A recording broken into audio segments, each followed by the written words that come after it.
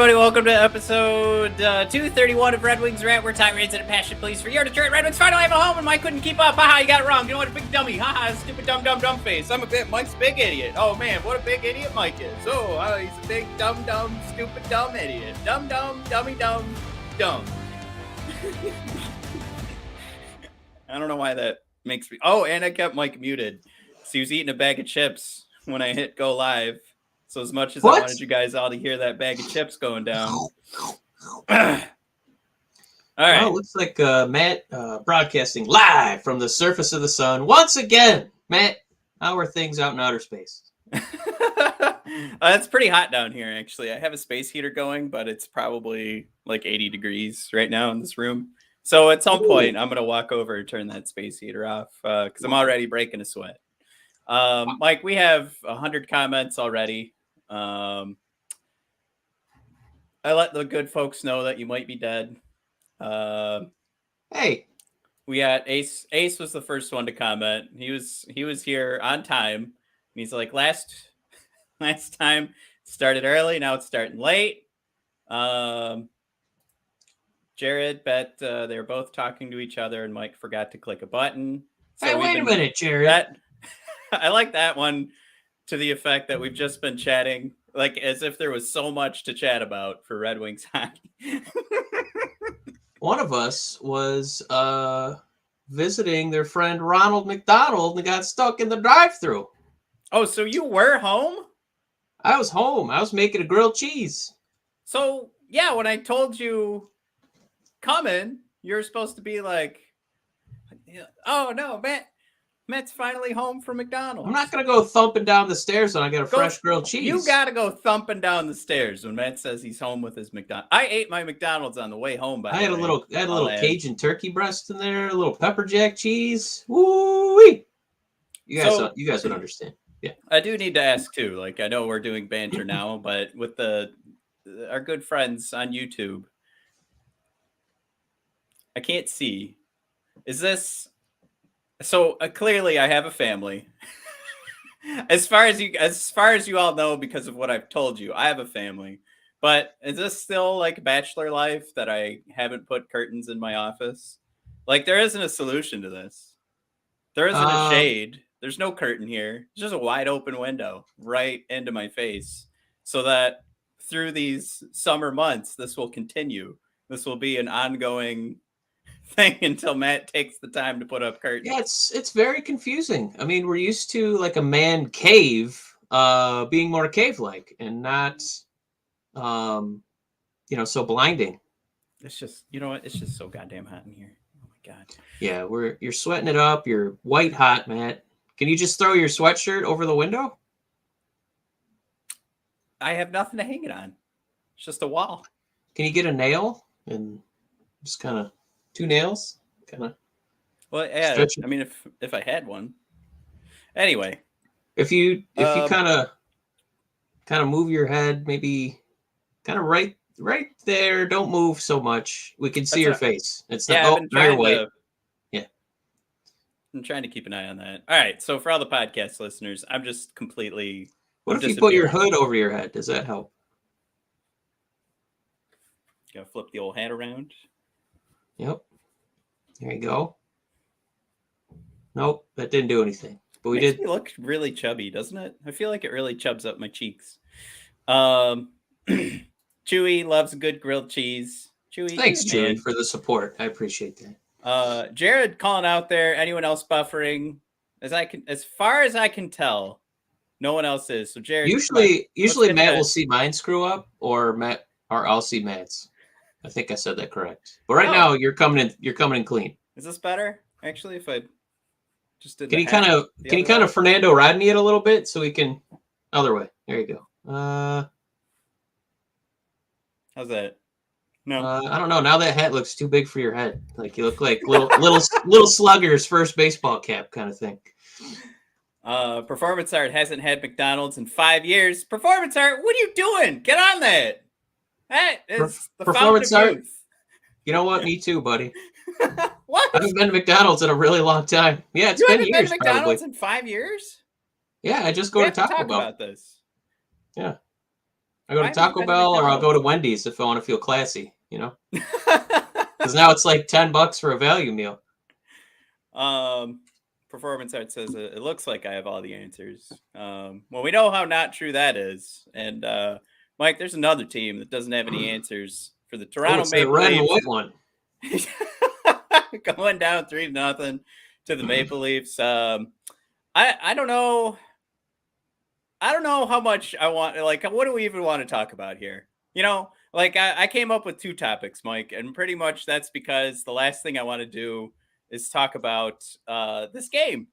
Is what are we going to get out of it? It was. I still celebrated when it was over. I still celebrated when it was over because we've only got one more of these things, and then we can do the offseason.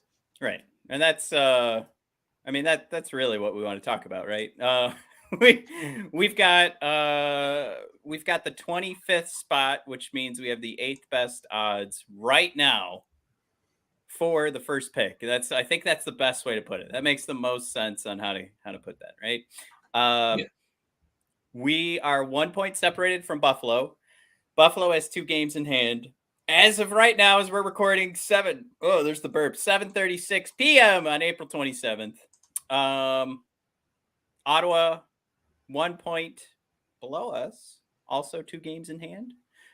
So we have the potential, Mike, to have the 9th best finish, or the 8th will stay put, or the 7th.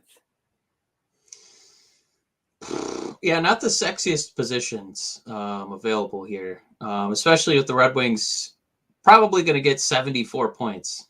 So we really need Ottawa to win out and Buffalo to win. I think we're going to lose to New Jersey. I think New Jersey's going to cap off their season at home with a big win. I think they're going to look good. I mean, like, we've got all those injuries. We've got the Zadinas out for the season.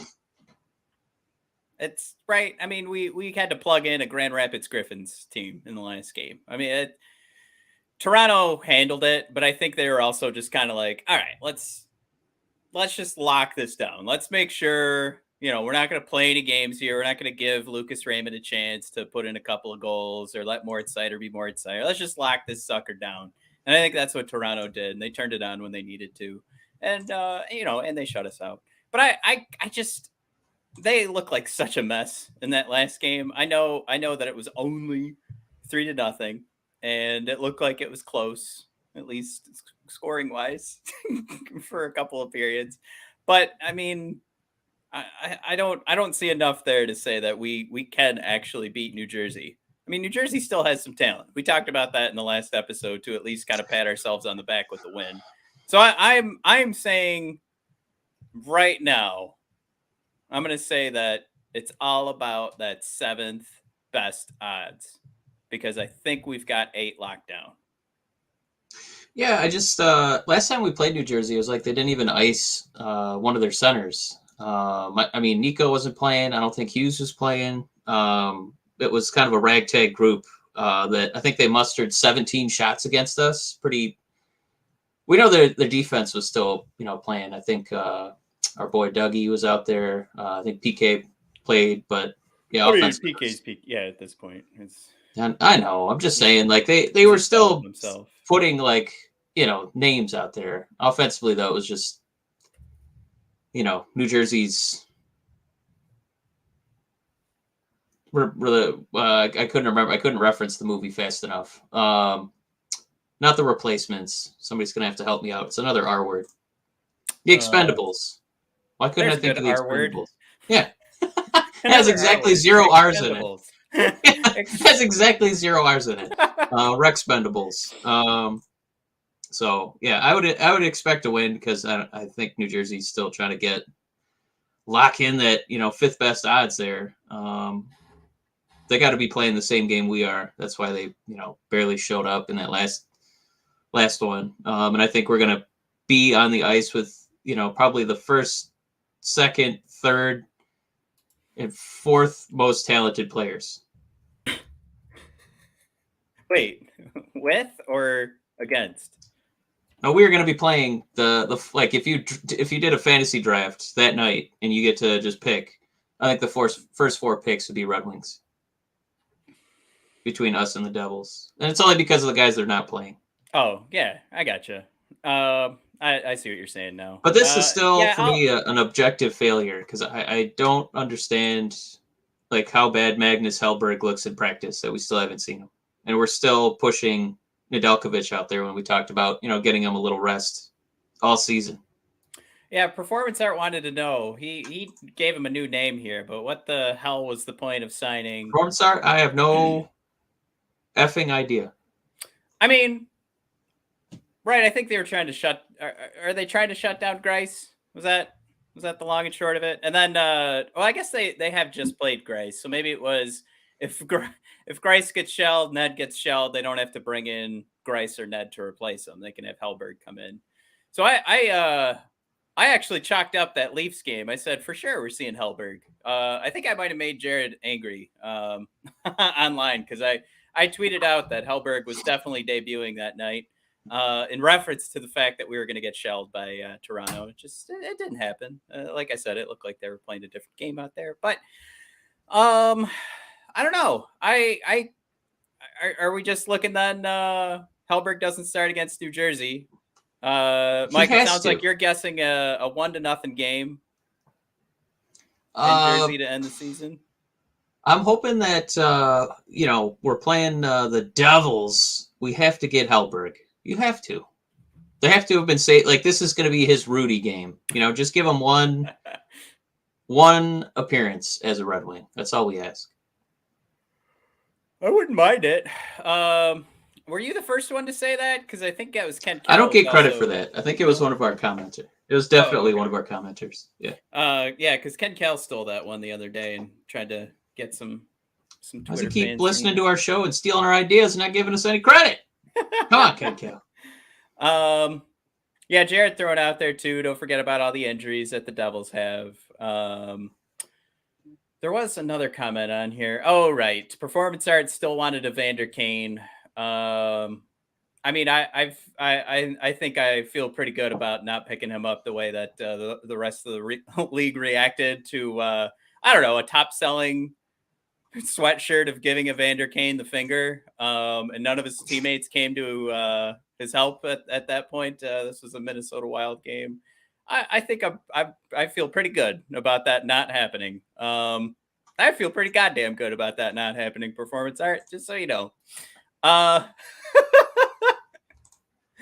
Jordy thrown out there. I mean, these are our old conversations. We'll be rehashing quite a bit.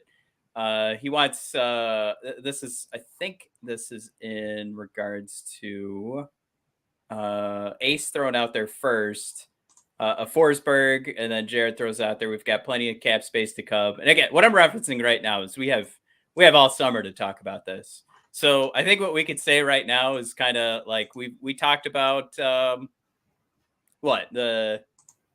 bringing over Forsberg, like the why nots, the whys. If you want that game changer, I think you bring him over, but there's also like the timeline aspect of that. I think right now what you guys like the more important conversation is based on what you've seen so far. Do you think we are at that point to start bringing in these guys and giving them the free agent contract that will eventually be an overpay, even for the super duper stars will eventually be an overpay? Are you ready to sign that contract now because you think we are that player away from contending?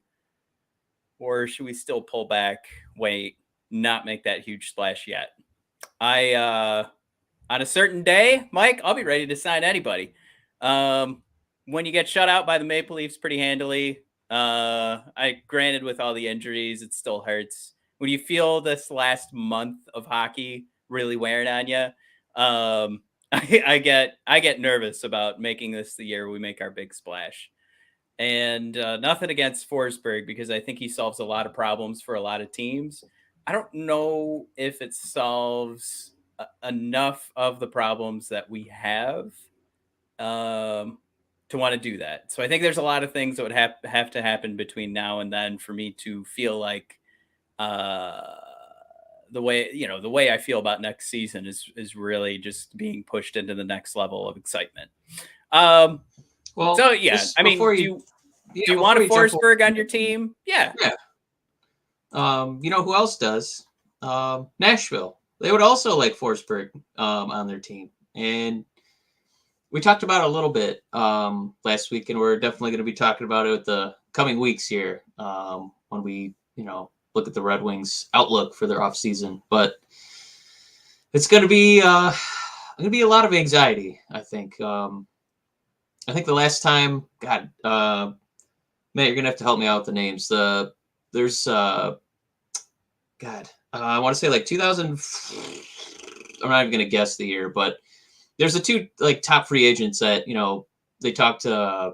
The big chatter in the offseason was the Red Wings have cap space. They're going to be the ones to plug all the money. Seider and Parise. Yeah. Thank you. I'm also going to Minnesota. Yeah. Going to Minnesota. And it kind of made sense, right? Because the Red Wings were on a little bit of a downswing. So now we're trying to climb out of the Hellsberg, if you will. And this is going to be kind of a huge test if Yzerman is, still, if he finally starts to like target and try to acquire somebody like a Forsberg, and a guy like that picks, floundering with Nashville instead of coming to, Hockey Town and an Original Six team, and you got a new stadium, and you got all this cap space, that means you can bring aboard, maybe somebody you're interested in as a, prospective free agent. And you have all these young guys that the Red Wings have that are coming up. And I think it's going to be a real testament to if players around the league also see something in Detroit. It's going to be an exciting offseason, but it's also going to be a little terrifying, because if we are putting in an effort to throw a bag at somebody and multiple somebodies are just like, nah, I'll just stay, in Tennessee, like, for hockey, that's when you get a little worried about what the future really is for this Red Wings team. And I guess they're just going to be living and dying in the draft. So it's going to be terrifying. Yeah, I think exciting still fits in my book. I think this is still like exciting. Yeah, it's going to be exciting even when it hurts. I think that then we'll have some juicy conversations to talk about at that point. The only issue is that we never really get anybody, like the insiders never know what Stevie's doing. So we're never going to hear that story of like, oh, Yzerman is going after, it sounds like the Red Wings are going after so-and-so. And then when it doesn't work out, we're going to be all bummed. Essentially all we're going to find out is that so-and-so signed with another team. Yeah. You won't hear from, insiders or Yzerman, but you will hear from agents who are trying to get, more money for their guy. That Yzerman is coming for our guys. Yeah, I just feel like there's going to be so many things up in the air, like we won't ever know for sure. So I just remember the camp for like that Seider and Parise stuff. I remember the day that those guys flew in, and that was like big major news.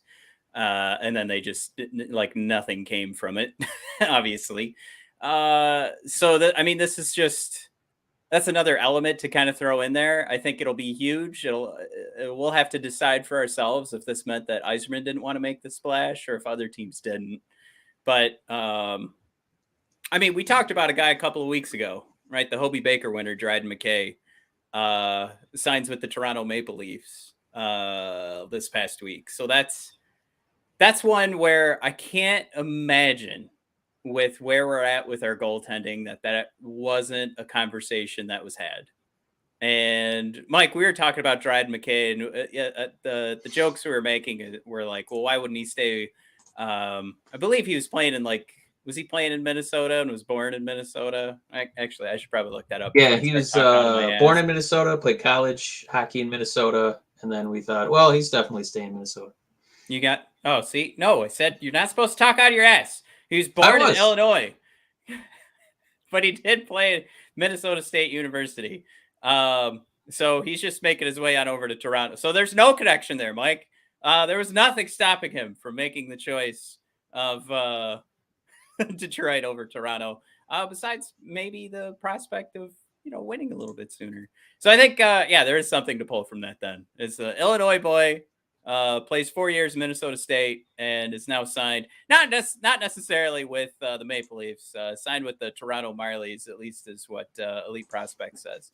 But his contract's good for next year. So that one hurts. That's an example of one that I would have assumed we would have tried on, and it didn't play out. So yeah. And then who did we lose to Colorado a couple of weeks ago? Ben Myers. Yeah. So there's a couple of them, right, that are kind of just falling down that line where you're talking about young guys, right? It's not like they're sitting there going, "Oh man, I got to win my Stanley Cup."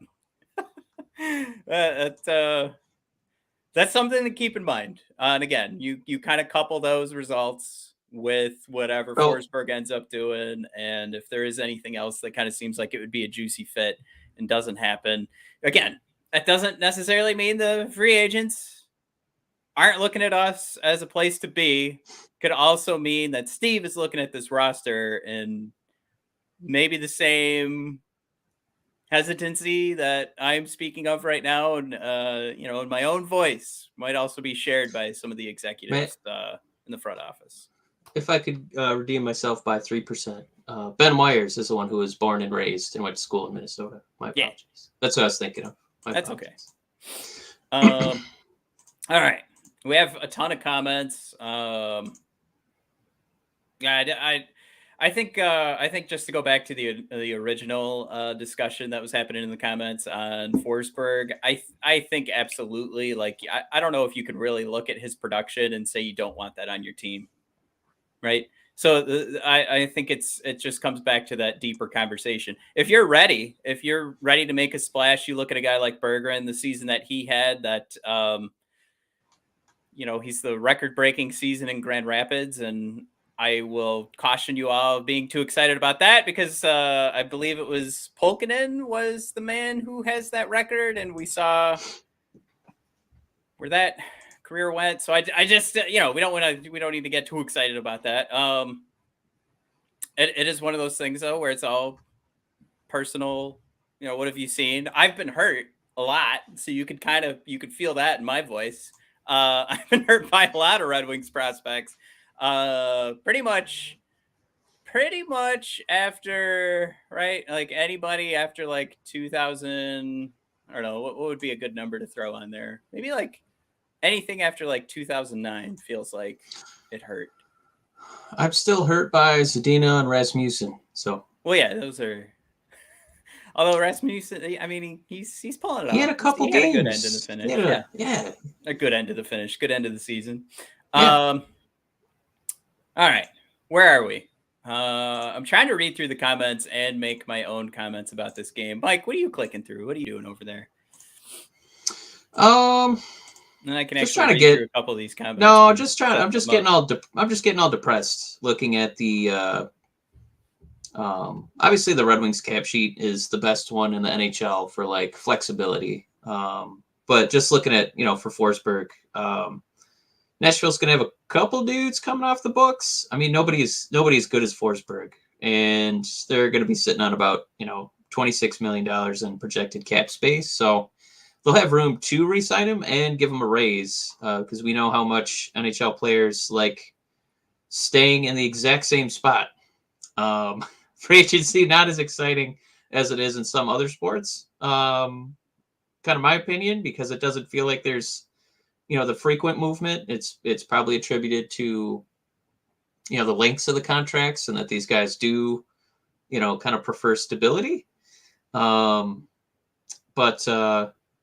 yeah, it's going to be tough. I don't even know if Forsberg's really, obviously is a very talented goal scorer. I don't know if he's going to be a huge Red Wing target, because it feels like for us, priority one is center. We need, arguably 2 to 3 centers on the team. So centers in obviously left-sided defense, but like you mentioned, you're not going to say no to Forsberg if he's like, I've always wanted to play next to Puce and Verana. Can we make that happen somehow? Yeah, like if we find out that's the only team he wants to sign with, I'm not I'm not saying no to it. I just think there's a lot of things to go through. So like Jordy throws out there, why would you not sign those types of contracts while our star-studded rookies are on entry-level cheap contracts? I think that's a great point. I don't know if that just means you spend any money on any player, but like that's the caution, right? Like that means that we're making the decision to spend money because we have it, which I think is the wrong way. Like that's how you get in trouble. That sounds like the Washington Redskins in like the late 90s, early 2000s. Like that just never amounted to anything and always had the highest salary in the NFL. You want to make the right moves. And Mike just mentioned a couple of reasons why you might want to focus in some other areas. So again, Forsberg says, I'm only signing in Detroit. This is the only team I've ever wanted to play for. This is ridiculous. Make this contract happen. There's a good reason you do that. You want a guy who wants to be here super bad. Do you need to get in a bidding war to make sure you land Forsberg for this upcoming season to probably sneak into the playoffs? No. You don't. You absolutely do not need to get in a bidding war. You don't. So when you say that, you're saying that as in a team management perspective. I'm saying you will probably need to be in a bidding war because I don't know what kind of panache the Red Wings have anymore. Because I don't think these guys who are our age and younger really give a damn about. Wow, an original 6 team. You've been around for a while. That cool. Like I think it's sexier like Little Caesars Arena. But I think they'd be more enticed by like location and where am I gonna situate my home? Yeah, but that goes outside of, I guess, the point I was making. Like, do you need to go into a bidding war to make sure that you are bringing him in for this season? Like bringing it, like there will be other Forsbergs that are available, and there's probably better ways to bring in that type of talent through trade and whatnot.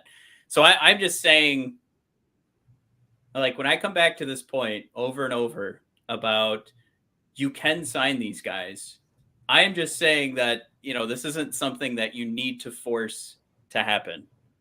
I think if you are forcing things, that is something we've talked about the last couple of years. And it was something we kept saying like in the past off seasons where it was like, everything Steve has done has been about flexibility.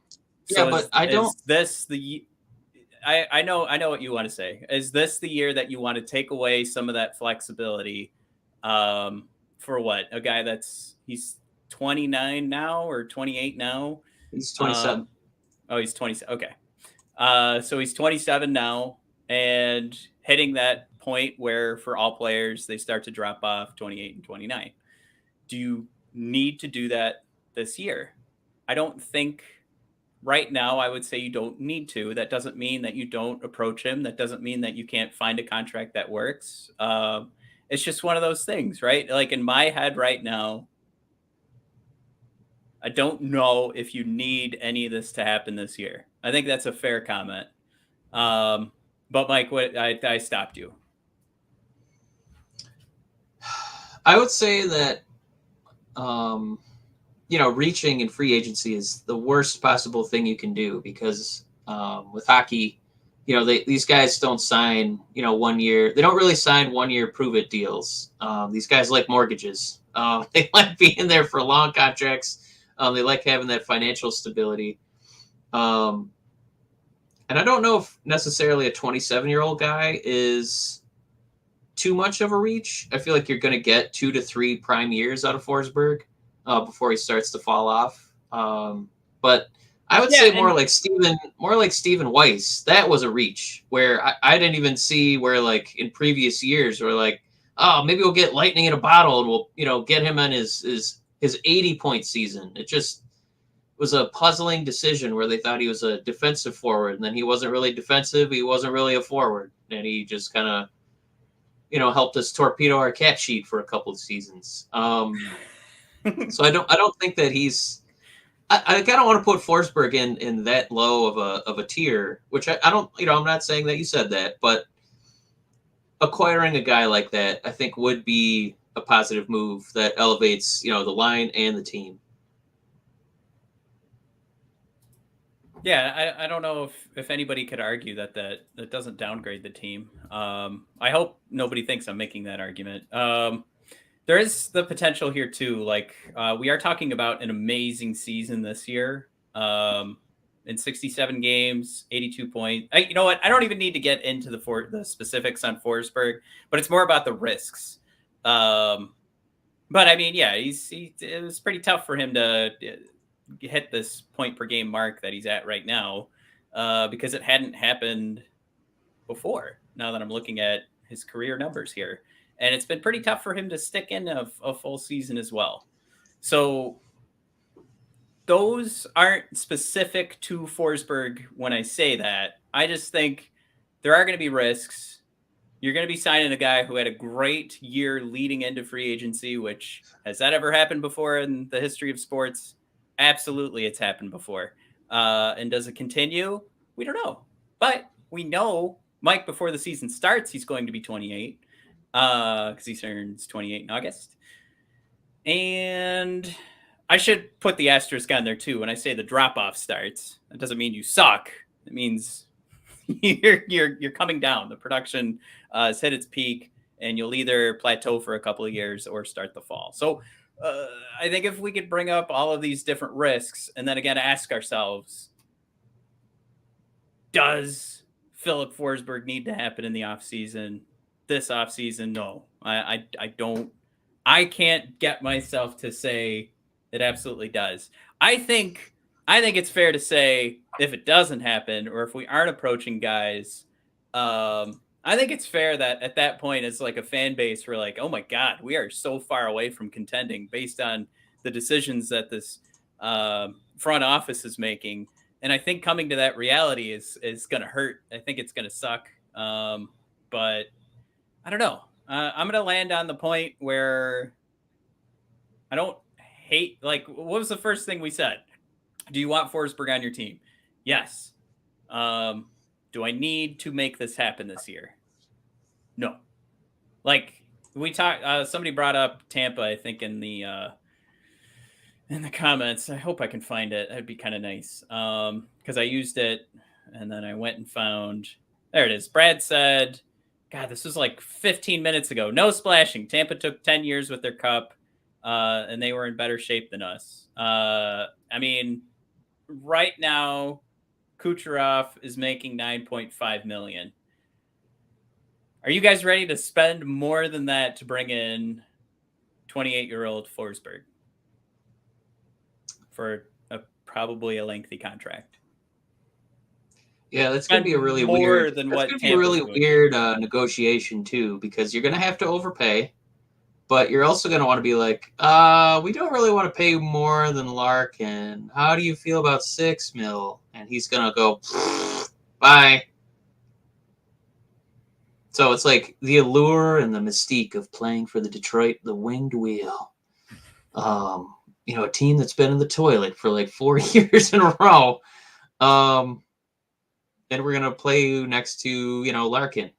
We need to pay you a little bit less because, that's kind of the narrative here. He's the captain. We want to make sure the captain gets paid the most. But this is free agency. I mean, it's going to be a bidding war. So I don't know how appealing that's going to be to Forsberg. You made $6 million this year. How about we pay you that exact number again? I know this is the last time you're going to get a big contract, but how about the exact same money you just made in Detroit, my man? Yeah, I mean, and again, I think you're probably looking at another $4 million. You got to tack onto that for it to be realistic, because I mean it's free agency, right? You're talking about the hottest forward free agent. He's everybody and their mother's going to be trying to make that signing. So is that if you think we're only getting, I think it's okay. Like if we're building this core, if we're adding to this core and our highest paid guys are at that time Seider and Lucas Raymond. I mean, going back to the point of the Tampa Bay Lightning, I mean that's what they were doing. They were still building and trading and bringing guys in that could fit in the cap. And hey, now they're cheating because they have such a great team. I don't know. I'm landing on the point. Of course, I want Forsberg on my team. Final thought on the Forsberg conversation. I don't need it to happen this year. I'll be okay. And I think his performance art throws in there. Next year has to be playoffs, or people will revolt against Stevie. I just want this to be this moment where I make the call. Please don't do that. Let's pull back. Everybody listening right now, don't get mad at Stevie if we don't make it to the playoffs next year. I don't think there's a lot you could look. I mean, again, back to, was it Curtis made the comment, the Red Wings problems are bigger than he, and I think he was referring to Forsberg and his big contract can solve, which is true. So you're adding a lot this year, and even for that contract to mean enough, you would have to add so much more. So to Performance Art's point, if people are going to get angry that we don't make the playoffs next year, I think if we made the splash for Forsberg, you're still not guaranteed a playoff spot this year. You're not guaranteed one, but I mean, you did see how much impact 2 rookies made. So I don't want to necessarily throw it too much out the window, but I also want to hit on one other point for the Tampa Bay. They also basically won the lottery twice. Like Stamkos was first overall, Victor Hedman first. He went number 2. And then they, got incredibly lucky for Kucherov to be, an all-world player in the second round. When did they start doing the draft lottery? I don't think they had that lottery back then. Because Stamkos was in 2008, and then Hedman was the next year, 2009. I don't know. I'm 1995. The NHL draft lottery was introduced.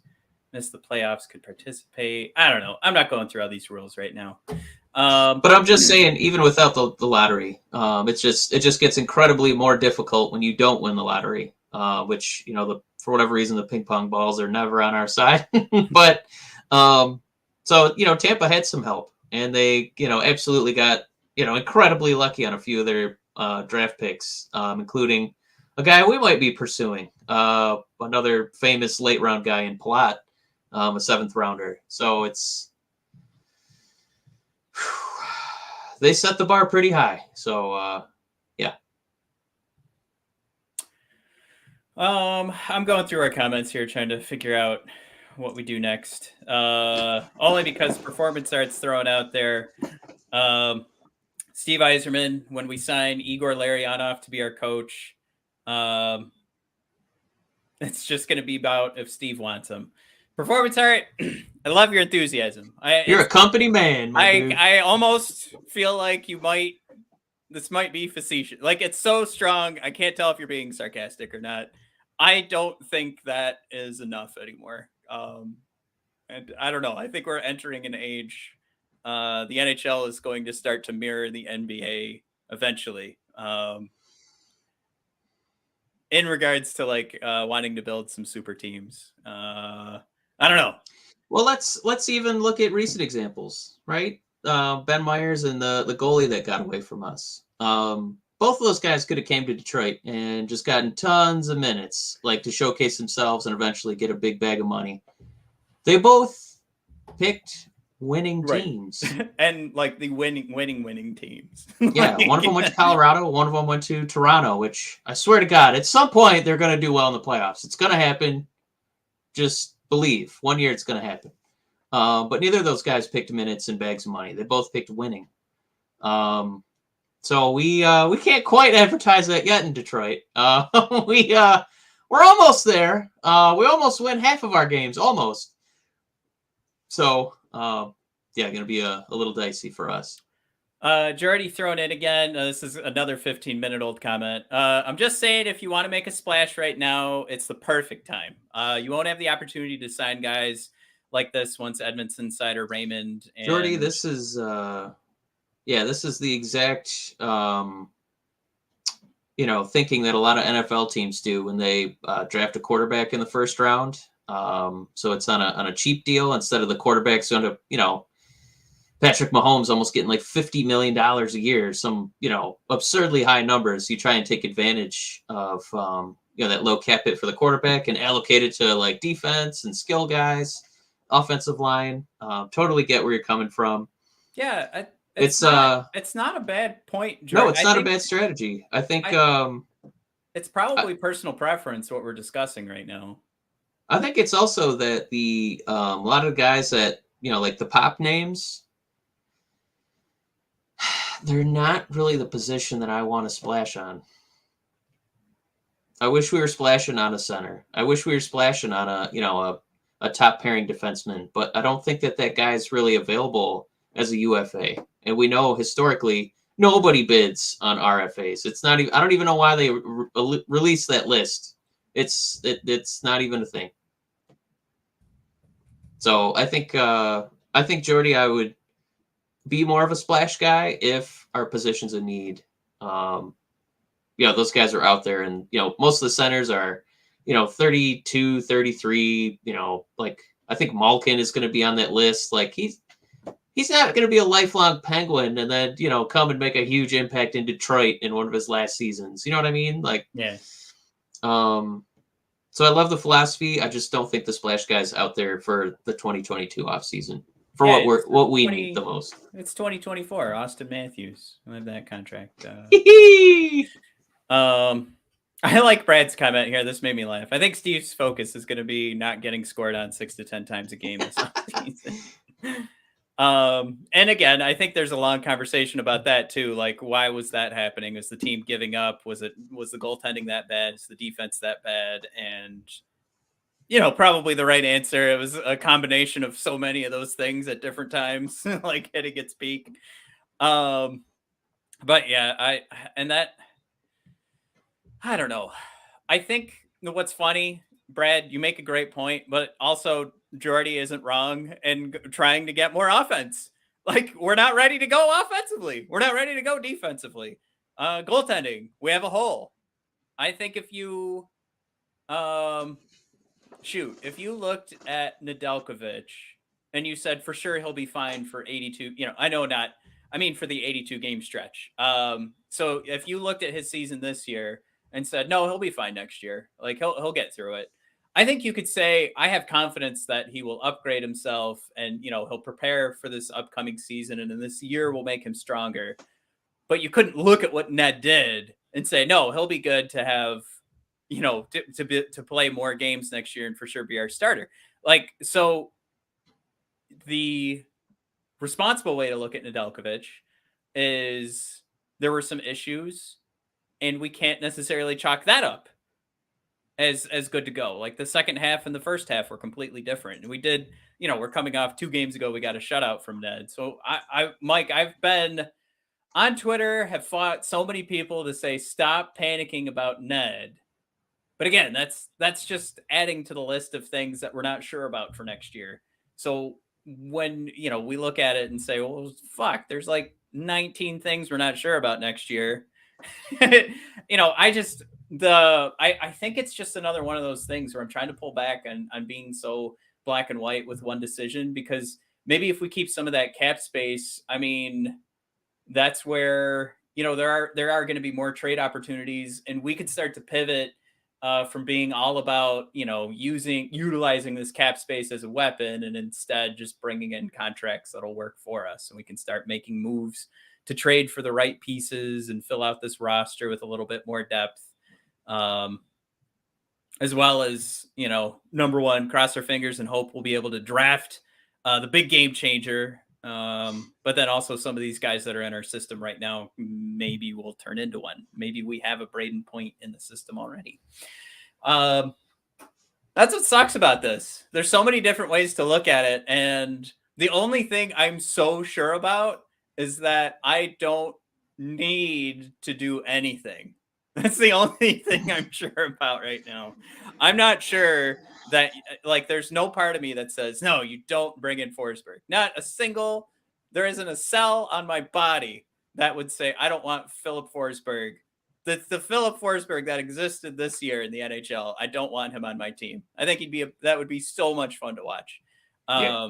But yeah, I'm going to stop driving into that point because it sounds like I'm a broken record now. No, Matt, it's definitely something, the Red Wings have done since Yzerman's taken over, right? It doesn't feel like it sounds bad when I say this, but it doesn't feel like there's any real urgency. Like it feels like we're just gonna,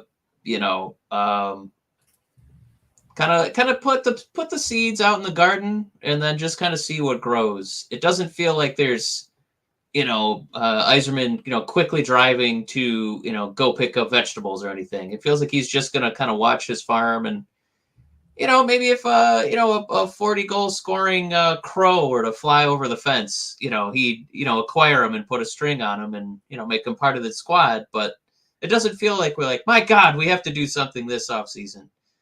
Even the Nick Leddy move still felt very measured, and it still felt like, well, even if this doesn't pan out, I'll probably just swap him at the deadline. So it still didn't feel like it was coined as a win now move.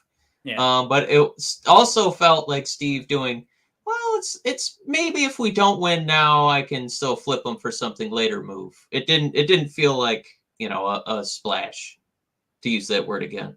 Right. It still felt like measured, just kind of, turtle in the hair, just kind of turtling it. We do have a couple of comments. I either saw this a while ago and I think I'm seeing it a second time, or it's just the first time.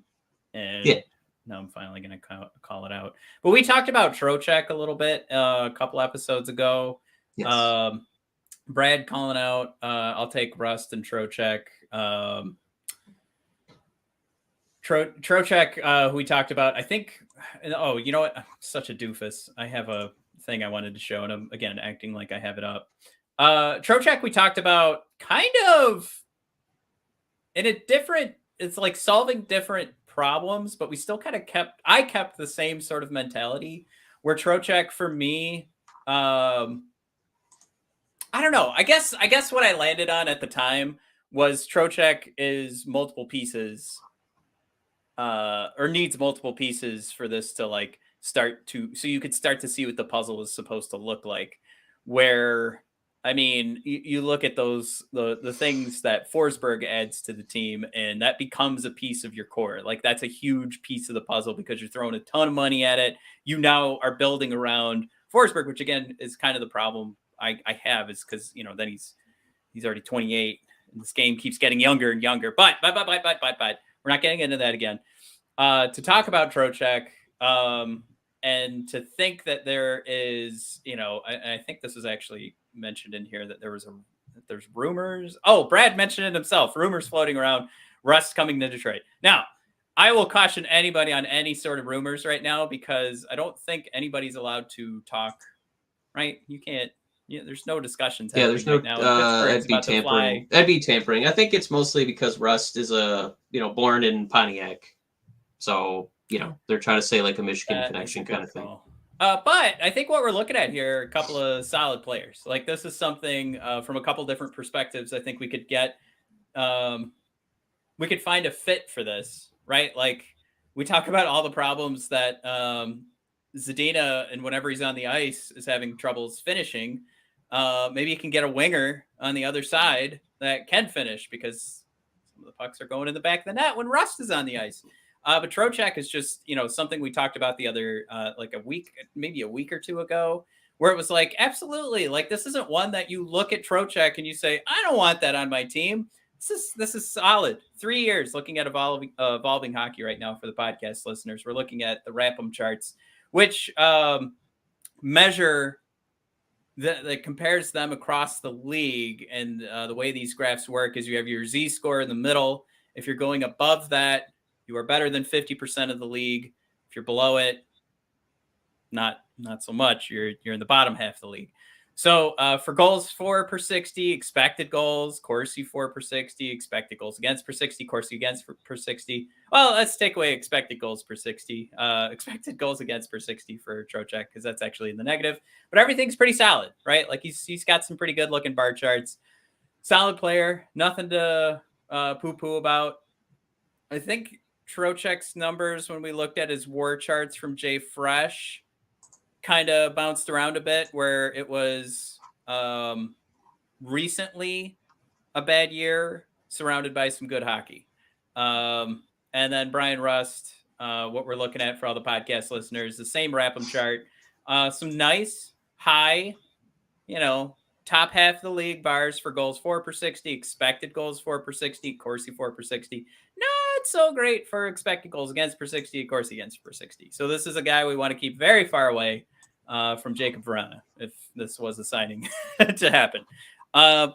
So yeah, just a couple of things here that I think are good points that Brad's bringing up there, at least guys to keep an eye on. And it just, it's not anything where it makes us a Stanley Cup contender, but they're definitely signings that once you start to add all these up together, I think you're looking for signings that on a whole won't keep Pius Suter on your second line. Yeah, right. Yeah, and I think the Trocheck too, getting that free agent bag. I mean, he's only making under $5 million right now, so he's looking at 4.75. So I would think you're probably looking at least a 10%, 20% raise, putting him on the market. But just want to. We've been burned. I can't not think of Stephen Weiss. It's the second time he's coming up in the show as a pretty adequate, former Floridian hockey player who plays center, who's not really known as a sizzling goal scorer, but man, he does a lot of things, and I guess that Trocheck kind of makes me think of that a little bit. So that's why I'm not killing it, but I wouldn't be doing cartwheels if we made this acquisition, man. Yeah, I think that's like the responsible thing to do. I think it'll probably be that thing. If we get a Trocheck, there's things to celebrate that go outside of saying that he's on the roster, right? Like, oh, good, a guy said he was signing with us. Oh, good, Steve is ready to make some splashes in free agency. Because those will be, I think, sizable contracts. They'll be noticeable when you pull up cap friendly. So yeah, I think there's a bunch, like a couple different exciting factors that'll get mixed together that'll probably get us all bubbly and excited if it did actually happen. Day one of free agency or in that first week, like we'll be way more excited than we probably should be, which is fine. That's what we do as fans. But yeah, I think once the dust settles, that won't necessarily be the thing. Like, oh, everybody at Little Caesars Arena has a Trocheck jersey, just like I predicted, right? Like, we got to come at it with a level head. Turk Salad coming in, his opinion on Rust, solid addition to the team. I like it. I did miss here, Jared just wants to make two big splashes. He just wants to go Forsberg and Klingberg, who we used to talk a lot about, and it's not a bad idea. You make just two big splashes, you're gonna have two big effects to this team. Can I say something? If we win the draft lottery, can I say how much more okay I'd be with these signings?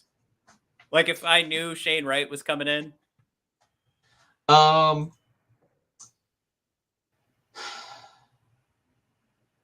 Yeah, because I guess no, I guess just because I don't want to put all our hopes into a Trocheck. Jeez, I would feel much more comfortable with that, and it kind of feels like we can throw a little caution to the wind and feel like there's some sort of backup plan, and not that like a Trocheck is going to be the savior. If we're giving him a 3-year deal to be our second line center, a guy who doesn't historically score very much. So, Matt, is Klingberg, is that really likely? I don't know. I mean, we could look at this.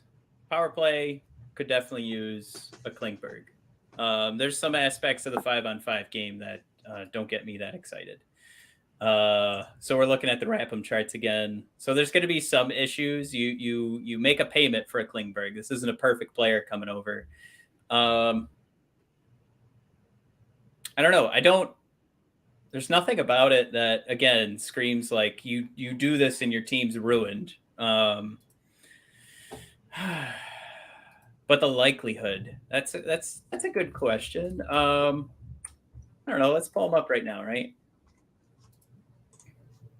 And it's not working. How can we hem and haw while I wait for this to work? Well, I was like looking at the numbers too. So this is another guy I think that financially is in the wheelhouse where we talked about Forsberg. If you're going to leave your home, he's going to want it, at least probably a 20% raise. And Klingberg, he's age 29, he's making 4.25. What if I told you that he was being shopped around and they couldn't move him because he wanted to do a sign and trade and nobody was willing to give him as high a contract as he wanted? I mean, if anody, I guess, is going to swindle this guy out of, taking a pay cut to go to a new city, get stuffed with, Batman calzones, it'd be Yzerman. But Klingberg, as sexy a name as that is a right side defenseman. Does that turn you off at all? You're so smart.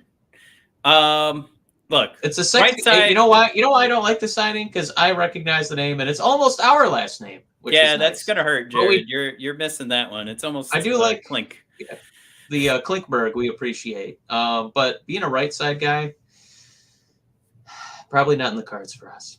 Also hitting 30. So it's like this, Jared.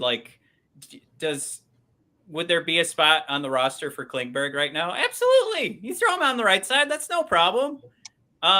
There's space for him. You put him on. He takes over power play 2. Look at that. We got 2 things short up now. We might have a legit second pairing if, we need somebody to play with Edmondson. He'll come in as the left side. Klingberg's on the right side. And now Klingberg's taking over PP2. There's a ton of different ways to make this work.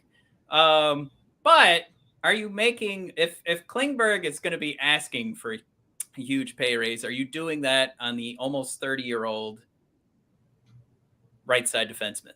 When we just talked about, if he wants a lengthy contract, if it's a short contract, he wants 3 years and we could fit that in, and make it work with, when our some of these ELCs are going to be expiring. If you can make that work, there's so many things I don't care about.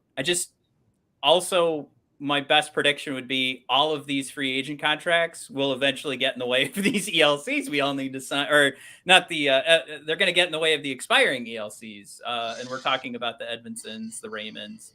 Well, let's, Seider. Can I add one note too? Because I think kind of the consensus, and even something that we've talked about on this show, is how badly we need left side defensemen with DeKeyser, Stahl, I don't know what word. I mean, Osterley's under contract, but I don't know how long he's staying. Wallman looks fine. It's just, he's also not. I just want to mention that right side is Mo Seider, Hronek, who is fallen from grace, if you will, in the city of Detroit. And Gustav. And Uncle Goose, who, as soon as we started paying attention to him, really crapped the bed. Was it Jared?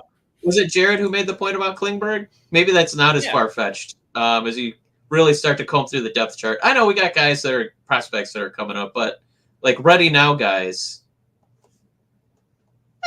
Outside of Seider and financially Hronek, Klingberg would pretty quickly find a lot of ice time as a Detroit Red Wing defenseman. That's what I said. I was like, yeah, bring him in. Have him be the right side for Edmondson. Have him quarterback power play 2. There's too many holes on this team to say no to anybody. But yeah, I think the thing that irks me is the age. Because I feel like we just got out of DeKeyser, and you'd be getting another guy right in that age bracket there, 29, 30, 31. Yeah, how much Klingberg's in my office and we're trying to work on a contract and I'm not continuously looking at that age. The whole time we're talking about it. I'm not kicking him out. I'm not keeping him out of my office because of the age, but it is going to affect where I want that contract to land. And I know that it's going to hurt. And I also am not looking at this team right now and saying like, oh, there's a Stanley Cup in 3 years. Oh, absolutely. I don't know, right? Are a lot of you guys looking at 3 years the Stanley Cup? Because if we're worried about making sure the money gets spent before the ELCs expire, I figure like the big problem is going to be when we don't win the cup in 3 years, and we have to pay Seider, and we're paying Filip Forsberg and Klingberg, who are now getting close to their, or I guess Forsberg's going to be 31, and Klingberg 30, 31, 32, 33. I don't know. I'm already scared, right? Like, you guys aren't scared about that? Because then it's got to be Seider and Raymond, and then the next year we're like, oh, sorry, Edmondson, we got to Ndamukong sue you because, Matthew Stafford was more important. So, I mean, listen, but I think if we're that worried about it, if we're gonna, Chicken Little, the roof's falling in, that's when you can kind of look at, Tampa Bay and somehow I manage, somehow I managed to like have the right guy on the DL for a while, or injured reserve, or manage to find a way to shed $4 million to some sucker for one of our fourth line guys who was just on the coattails of a better player. That's a tomorrow problem. So you want more tomorrow problems? I want to feel like I'm worried about how many tomorrow problems equal a winning record. Do you know what I'm saying? I mean, if we're getting Forsberg and Klingberg, that's a lot of tomorrow problems. But next season, woo! Man, they're going to be selling out some hockey games, let me tell you. All right. Well, we titled this episode Moritz Seider Calder Favorite. We should probably mention Moritz Seider. Probably mention it so people will be like, hey, you titled your episode Moritz Seider so you could get a bunch of clicks. You didn't listen to 62 minutes of jaw jacking. Didn't see any Moritz Seider. I'm going to get in so much trouble. I said we'd already be done recording. And I've already heard the kids crying. So, guys, this is for you. Moritz. Brad Galley tweeted out Moritz Seider's favorite to win the Calder Trophy. And this is setting up his question at a press conference where he asked, what will the Calder Trophy mean to you if you win it? Mo Seider responds, it won't. It's not verbatim. But he does say verbatim, it's a distraction. It's an unnecessary distraction. It's not what I need right now.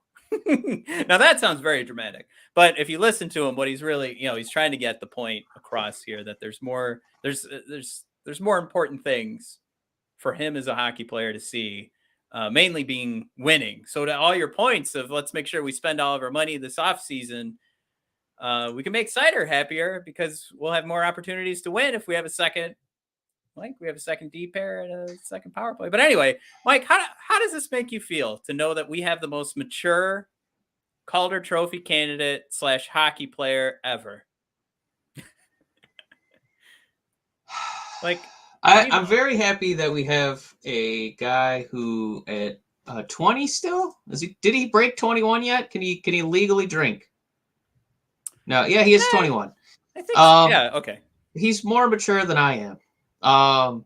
As I'm going to be halfway to 70 here in just a few days. But yeah, it feels very good as a fan of the Red Wings, as a fan of Mo Seider. And I like, how can you not appreciate a self-effacing guy like that? A self-effacing stance where it's, really about the team. And I think when guys say, it's more about the team than it is about an individual award, that goes one way. But this guy, like, to say it's a distraction, an unnecessary distraction, that for me proves that it's not like he's more about pursuing something bigger. Like, I don't know if that necessarily means a Stanley Cup, but he's in pursuit of, it seems like, excellence. We've harped so many times about when he makes a mistake and then he doesn't make that mistake again. What a imposing force he is defensively, all the heady plays he makes, on power plays, on penalty kills on 5-on-5 plays. So for him to be like, worrying about, being diplomatic and having people vouch for him and, hey, make sure you put your vote in. You think about Mo Seider. Look at all these stats. And for him to just call it a distraction, from him just playing hockey and being excellent at hockey. This is a guy, as much as I rib the NHL about mortgage contracts, please give this guy a 30-year mortgage and just let him be a Red Wing till the end of his days. Yeah, the second that he can re-up, I think those negotiations should start and stop. I think pretty quick. What do you want? Anything? We're good to go. Also, I'll throw out there too. I just thought about this while you were talking. A couple of contracts we haven't talked about yet. Pretty sure Dylan Larkin's going to need quite a bit of pay raise in a couple of years.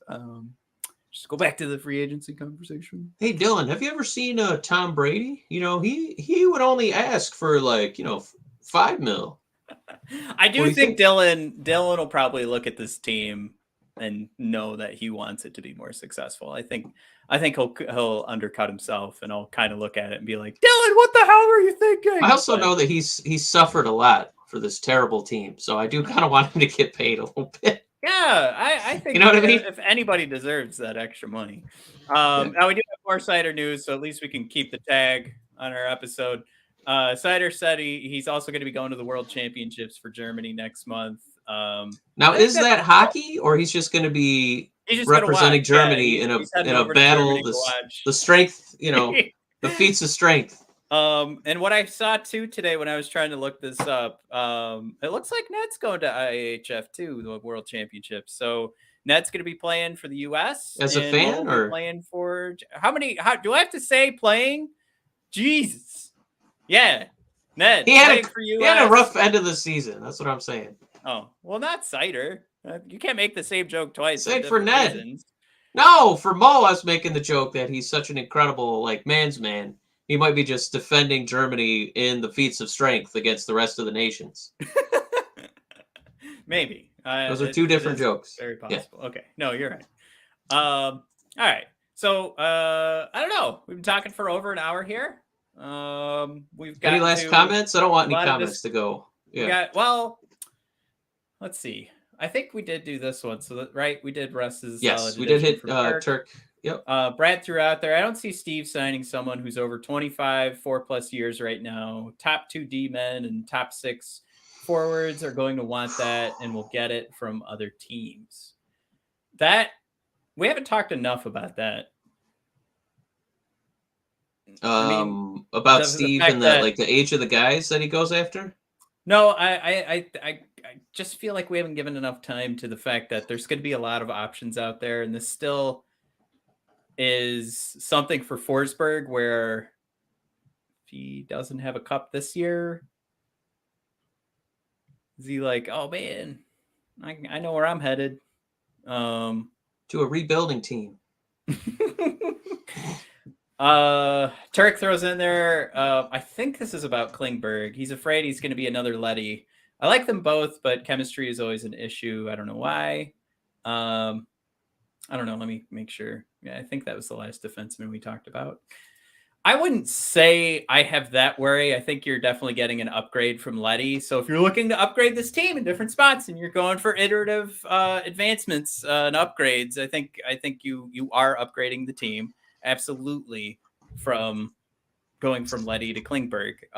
There's just all those other risks that I'm a Nancy boy who isn't afraid to make the big splash, I guess, is where that kind of feel. I most of the comments are pushing against my thought process. So I'm learning right now that I don't have the guts to be a GM for Jared, for Ace, for Turk, for Brad, Dan, Silver. in Klingberg's defense, as far as him being a Letty, I mean, this guy has put up almost a 70 bomb as a defenseman back in 2017-18. So this would be a significant upgrade from Letty. I'm just throwing that more out points per season. Offensively, Forsberg. It's pretty good. As a career. Oh no, wait. Forsberg's got the 84 spot right now, right? But then before then, struggled to. Okay. That was dumb. I'm glad I threw that one in there. But yeah, I think that's it. One last one from Turk. Oh, wait, 2. I'm sorry. Ace throws in there. A lot can happen in 3 years. There's a lot of good and a lot of bad that can happen in 3 years. I think we mentioned in the last episode, we still have to get through the sophomore year of Lucas Raymond and Moritz Seider. Right? Yeah, it's true. Mo Seider might want to be a professional wrestler. I don't know. Well, that'd be very bad. Yeah. A lot can happen. I mean, that's a both sides kind of thing. Turk thrown in there. We need more vets. Age should not be an issue right now. I don't know, Turk. Can it not be an issue? Yeah. Oh, geez, Turk. I don't know, Rick. What do you think? I think it's not that we don't want guys. It's not like we're not trying to get the Office ageism suit filed against us, but the way that the Red Wings prospects are coming up, I think what Matt tries to get at is try to set up that timeline so the overlap works. So those guys are coming up and kind of ready to play, and then like the high-priced veterans that you'd be signing are like, at the same time. Where right now, if we, throw a bag at Forsberg, I don't know, we might be squeaking in at maybe the 8th seed. I still don't know if we're quite battling for home ice in the first round at a 4 or 5 seed with just Forsberg. Yeah. All right, so it is in next. So we have this upcoming season. Dylan finishes this season. Then we have 2023, and then we got to pay Dylan. So next year we're paying Dylan. Am I saying that right? Does that make sense to you? That's something we got to talk about. Not now. We'll talk about it later. But that's something we gotta wrap this up. But eventually, we got one season with Dylan that he's a UFA, and we're like, oh fuck, here comes that $10 million a year. But that's the thing. Like back to the Mo point of giving him whatever. I kind of want to do that for Dylan. Kind of feel like he deserved it. I mean, talk about a guy. Yeah, no, and I guess I'm not arguing you on that point. If his jersey's a little bit darker, they don't do that for the captains. It's because he's bled for this team. Yeah. I mean, missing seasons because of broken bones. Let's blood loss. Let's do something for the captain. Yeah. All right. So we got to pay the captain. Plus, if we pay him, it'll be easier to negotiate when we say, all right, you can't make our captain's money, but right below that. Yeah. That one I'm ready to let go of. I like it. I think maybe we can keep Seider under that rule, but all right, we got to sail off. Nobody's even commenting. We're at an hour 15. All right. Yeah. Everybody, thanks for tuning in. Thanks for the I don't know, we had a pretty lively back and forth because nobody I didn't sway anybody. I think, and coming into the gray with me today, but nobody pulled me out of it. I'm just in a big gray fluffy cloud right now, just bringing everybody down. Nobody wants to go through the off season with Matt. All right, thanks for coming to tune in, guys. Head on over to Spotify, give us the rating. It helps us out. We have Apple Podcasts as well. Subscribe, rate, review. And then if you're on YouTube right now, hit that like button. And we also have our shop. If you go to our Twitter page, I've made a sweet new web page specifically for mobile users that I hope somebody has clicked on at least once because it took me a minute. It's got a pretty cool animation on it. All right, so go check that out. But it's going to have a shop. It's bodpodcast.com and click the shop button on the homepage. That's our shop. All right. Thanks, guys. Thanks for coming. Sorry for the confusing start time. But our apology is a show that ran over the allotted time we wanted to go. So with that, Mike, let's sail off into the sunset.